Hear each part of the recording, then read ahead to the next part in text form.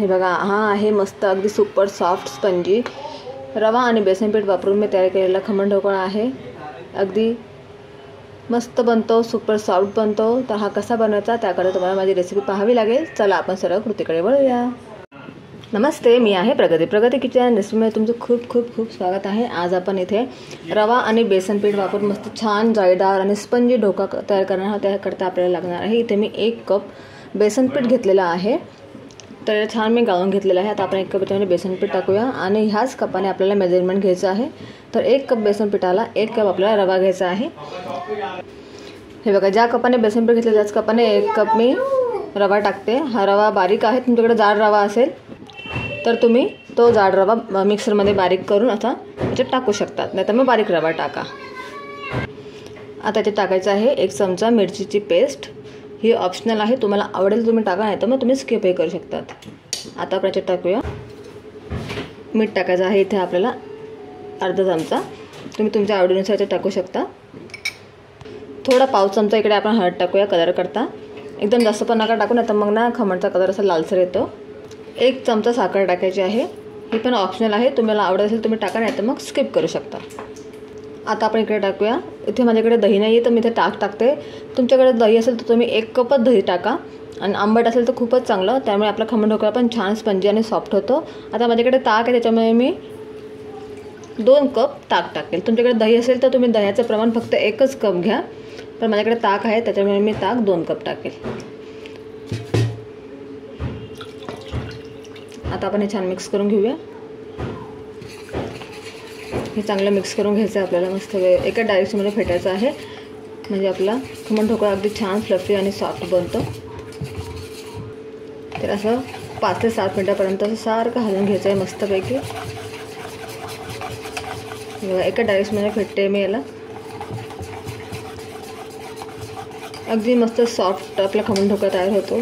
तुम्ही नक्की करून बघा. आता आपल्याला आपला खमण ढोकळा अगदी सॉफ्ट आणि स्पंजी आणि अगदी त्याच्यावरती शाईन येण्याकरता आपण याच्यात टाकणार आहोत 1 चमचा तेल टाकते मी 1 चमचा. याच्यामुळे आपल्या खमण ढोकळा अगदी छान स्पंजी तो होईलच, पण त्याला छान अगदी टेक्स्चर पण येईल आणि अगदी छान त्याला शाईन येईल आपल्या खमण ढोकळ्याला. याला आपण मिक्स करून घेऊया. आता हे सगळं मिक्स झाल्यानंतर आपल्याला हे बॅटर 10 ते 15 मिनटाकरता रेस्टवर ठेवायचं आहे. 15 मिनटं रेस्ट करायला ठेवायचं आहे. तोपर्यंत आपण आपल्याकडे दुसरी तयारी करूया.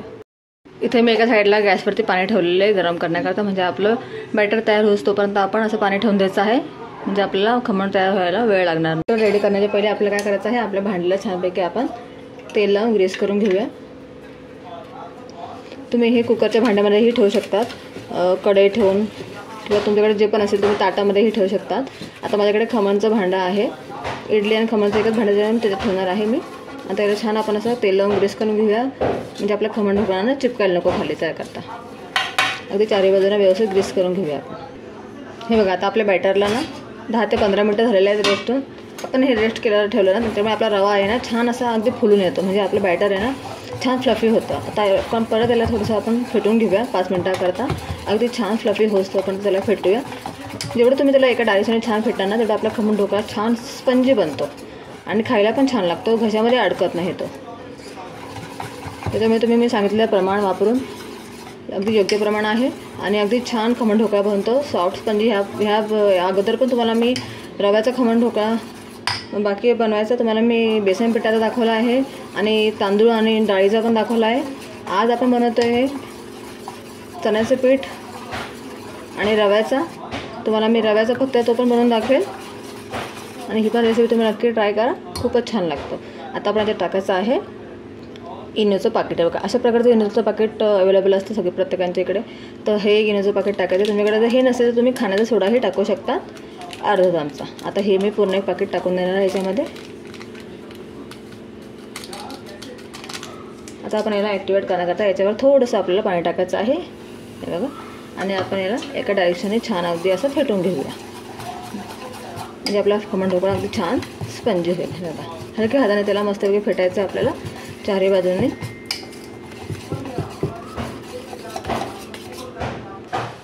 आता इथे मी भांडे ठेवलेलं आहे खमण ढोकळ्याचं. तुम्ही कढईत किंवा कशातही ठेवू शकता. आता आपण आपलं पूर्ण बॅटर याच्यामध्ये पटकन ओतायचं आहे. इनो टाकल्यावरती जास्त वेळ त्याला राहू द्यायचं नाही, पटकन टाकायचं आहे आणि झाकायचं आहे, म्हणजे आपला खमण ढोकळा अगदी छान फुलतो. ही प्रोसेस तुम्ही लवकर करा. हे बघा,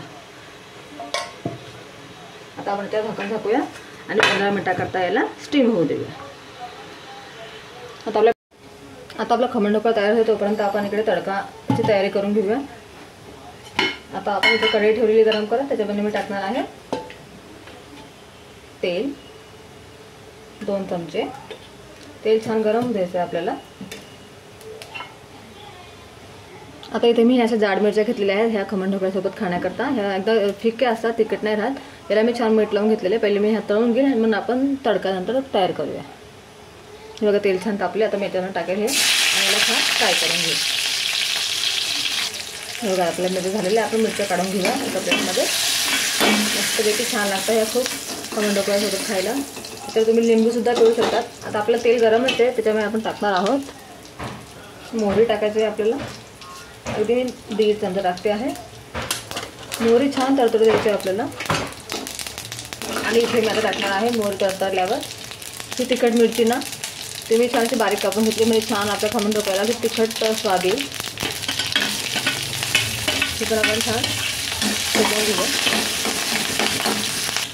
आता आपण याच्यात टाकूया थोडंसं पाणी आणि थोडंसं साखर टाकायची. इथे 1-1.5 चमचे साखर टाकणार आहे. हे ऑप्शनल आहे, तुम्हाला आवडत असेल तर तुम्ही साखरेचं पाणी टाकू शकता, नाही तर फक्त तुम्ही वरतून तडकाही देऊ शकतात. आता साखर आपण छान विरघळू देऊया. जास्त तरी शिजवायचं नाही आहे. नंतर गॅस बंद करून देऊ. हे बघायचं आपली साखर विरघळली आहे. आता आपण गॅस बंद करून देऊया आणि आपलं हे खमण होईपर्यंत हे पण थंड होऊन दे. नंतर आपण त्याच्यावर फोडणी टाकूया. बघा 15 मिनटं झालेलं आहे. आता आपण हे काढून घेऊया. मस्त आपलं खमण छान फुललेलं आहे. आता आपण याला काढून घेऊया. हे बघा आपल्या खमणला छान अगदी जाळी आलेली आहे, तुम्ही बघू शकता. आता आपलं खमण आपल्याला पूर्णपणे थंड होऊ द्यायचं आहे. थंड झाल्याशिवाय तुम्ही याला काढू नका, तरच ते छान निघेल थंड झाल्यावरती. आता आपण याला पूर्णपणे थंड होऊ दे, मग तुम्हाला मी दाखवते. हे बघा आपलं खमण छान थंड झालेलं आहे. आता आपण याला कट करून घेऊया मस्तपैकी. थंड झाल्यावर अगदी छान हे कट होतं. हे बघा आता मी छान कट केलं. बघा आपलं खमण मस्त बनलेलं आहे. अगदी छान याला जाळी आलेली आहे, तुम्ही पाहू शकता. अगदी मस्त सॉफ्ट बनलेलं आहे हे खमण.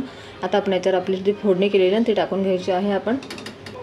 म्हणजे साखरेचं पाणी ना आपलं छान याच्यामध्ये मस्त मुरेल आणि आपलं खमण अजून छान मस्त सॉफ्ट होईल. हे पाणी टाकल्यावर आपण याला अजून 5 मिनिटापर्यंत ठेवूया आणि मग खाण्यासाठी तयार आहे आपलं मस्त सॉफ्ट स्पंजी अगदी खमण. अगदी छान लागतं, लहान मुलंही आवडीने खातील. हे बघा अशा प्रकारे आपण पूर्ण पाणी टाकून घ्या आणि 5 मिनिटाकरता त्याला रेस्टवर ठेवूया. हे बघा अगदी 2 ते 3 मिनिटानंतर आपलं खमण छान याच्यामध्ये ना ते पाणी मुरलं गेलं. आता आपण याच्यावर टाकणार मस्त कोथिंबीर आणि आता तुम्हाला मी ह्याच्यातले पीस काढून दाखवते. हे बघा अगदी सुपर सॉफ्ट आणि स्पंजी आपला खमण ढोकळा झालेला आहे. अगदी मस्त फुललेला आहे, तुम्ही पाहू शकता. अगदी मस्त त्याला सॉफ्टनेस आलेला आहे. आता आपण याला प्लेटमध्ये तुम्हाला काढून दाखवते मी. चवीला पण खूपच छान लागतो आणि कलर पण खूप छान आलेला आहे याला. बघा तुम्ही पाहू शकता. आता आपण याला काढून घेऊ.